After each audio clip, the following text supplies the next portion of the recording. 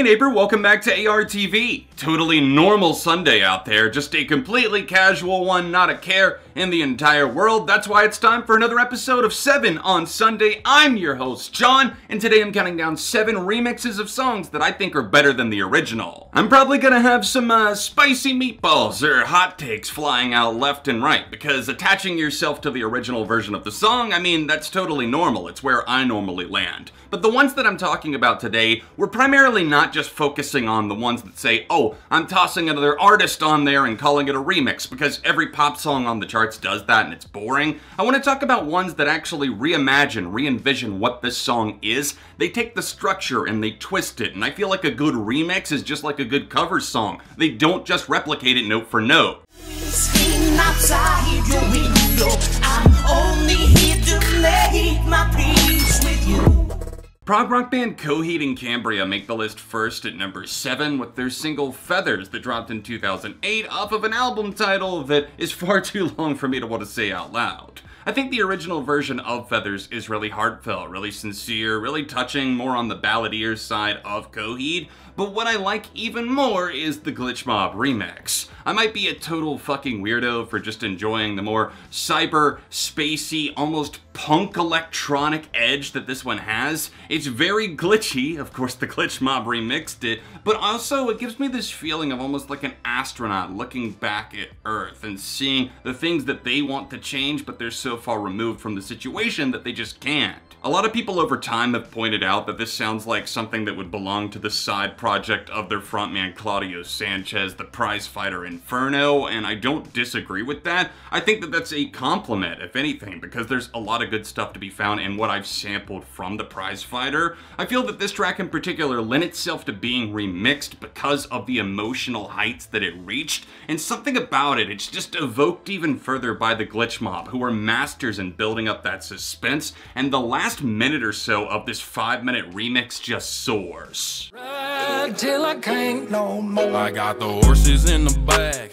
Old Town Road is the only remix on the list that's a remix in the sense that it has an extra featured guest, and that's why it's considered a remix. But come on! I had to do it. Old Town Road is the longest running #1 song of all time, and who would have guessed? 2 horses run faster than 1. It was so crazy to see this song overtaking all of the charts, including country charts momentarily, but then it was booted off falsely for not being country enough. And to get back at that, Billy Ray Cyrus himself, the achy, breaky heart master, hopped on a remix, and the rest is history. We're all probably still a little bit sick of this song, and a lot of that had to do with how long it ran at #1, and also the fact that there were so many unnecessary remixes that followed this one, everyone from BTS to Young Thug to Mason Ramsey. Remember him?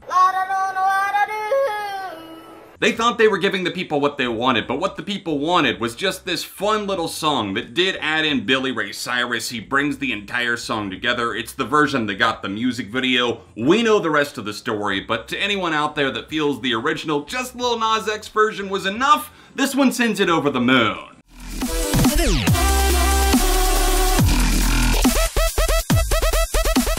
Number 5, Love in Motion, Skrillex's Funked Out remix. You hear the name Skrillex and you think back to 2011 to 2014 because that was his most popular time in the spotlight, but I really love going back to those days and dissecting his hits and misses. I was very much there for the dubstep era, and I love a lot of the music that came from it, including remixes, and this one was originally by a French electronic producer known as SebastiAn, and it featured additional vocals from Mayor Hawthorne. Talk about completely changing up the mood of a song. The original was very hazy. The vocals felt like they were distant, almost in a different room, floating around in a space vortex, and the mood was slow. It had a prodding bass line that is nice, but this one got an entire facelift from Skrillex as he came around, did a complete 180, and took the tempo up by about 1,000 beats per minute. The drop on this is super intense, a lot of fun to just kind of bop out to. I also feel that the additional builds in the song, the clearer vocals, the speeding up, the slowing down, the choppiness, it has all of the trademarks of Skrillex, except he got it entirely right and absolutely crushed this remix.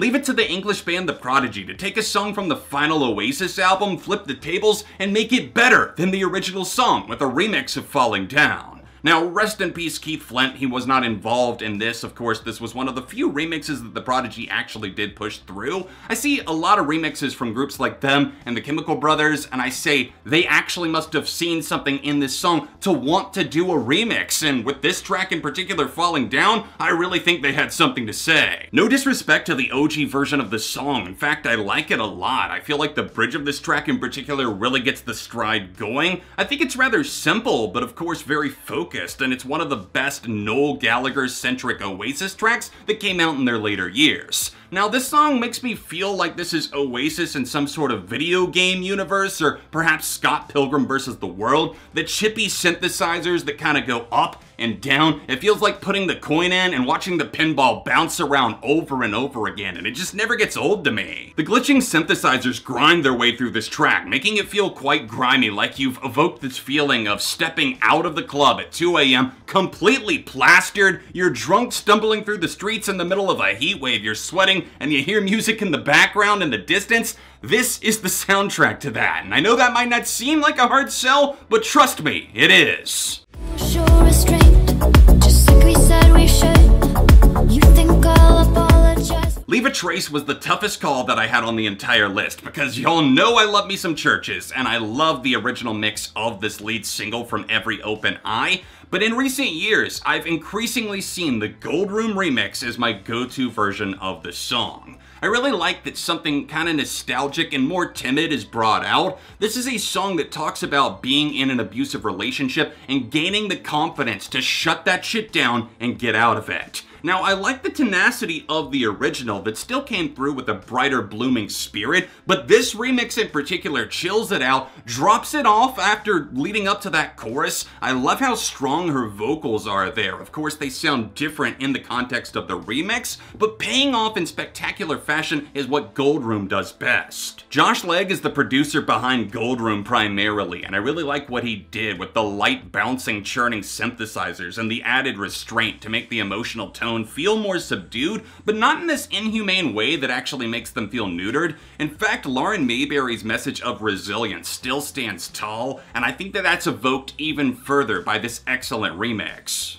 Reacting against my will, I stand beside my own reflection. If you like remixes, well, you've come to the right band, because Linkin Park, oh, they got those in spades, buddy. They've been doing it since the early days, dating back to Reanimation, which is the remix album for their debut album, Hybrid Theory. This one dropped in 2001. There's definitely a lot of good stuff on Reanimation, some songs that I'm not as crazy about. For me, what takes the cake is this reanimation of Crawling, a song that I do love despite all of the memes in its original form, but this version in particular, with the haunting violin swell and the intro, the beautiful performance of those instrumentalists leading into Chester finally appearing after a bit of an interlude from Aaron Lewis of Stained, which, yikes, could have been a lot worse, but in fact, it's grown on me more with time, and if you can separate the fact that this is Aaron Lewis performing, then you probably won't care, and you're just gonna fast forward to the Chester part anyways. Mike Shinoda himself remixed this song, and I love that he brought the haunting synth presence to the forefront of the track. It feels like we've stepped into the upside down world in Stranger Things, and we're seeing it from a different perspective.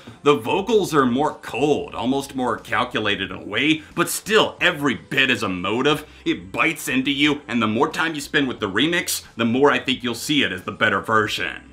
And I just wanted you to know. Burnout Revenge soundtrack, anyone? High five, high five, I'll take it myself. This is the remix that introduced me to remixes all the way up at number 1. It's the super discount mix of the Bravery's first single, An Honest Mistake. Before I spent the entire summer of 2005 playing Burnout Revenge, listening to this song on repeat on the soundtrack, I had heard the original version of An Honest Mistake on the radio, and I liked it. but something about the 7+ minute version of this, with all of the whistles, all of the hand claps, all of the wild and wonky synthesizer breakdowns, it's glorious. It doesn't entirely make sense, but those vocoded vocals from Sam and everything else about this track, it just kind of puts a dome over you and you don't want to leave. The filtering on Sam's voice is excellent for this remix. It almost feels like he's singing from another dimension as a ghost, and we're getting this broadcast that maybe we weren't meant to hear, and then this dance beat is playing 4 on the floor over it and never stops really picking up, going back down. It gets funky, it gets crazy, it gets rocky, but I am still here for it 15 years later, and if you've never experienced this, please do. Thanks for watching and liking this episode of 7 on Sunday. Let me know your favorite remixes in the comments section down below. If you want to hear all of these songs for yourself, there's a Spotify playlist in the description. A couple of recent episodes of SOS should be on screen now for you to watch. My Patreon's also up there if you want to help out financially. Year-end list season is just around the corner. Thank you again for watching, and I'll be back soon with more on ARTV.